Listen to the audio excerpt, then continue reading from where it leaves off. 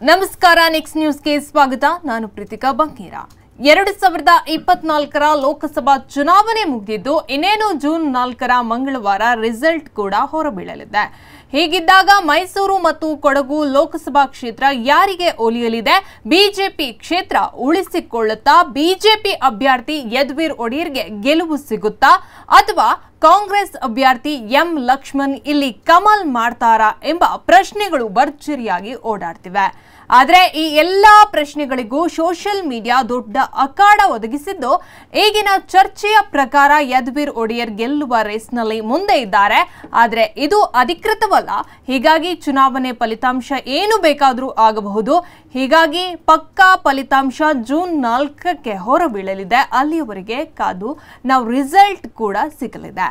ಹೆಚ್ಚಿನ ಅಪ್ಡೇಟ್ಗಾಗಿ ನೋಡ್ತಾ ಇರಿ ನೆಕ್ಸ್ಟ್ ನ್ಯೂಸ್ ಕನ್ನಡ. ವಂದನೆಗಳು.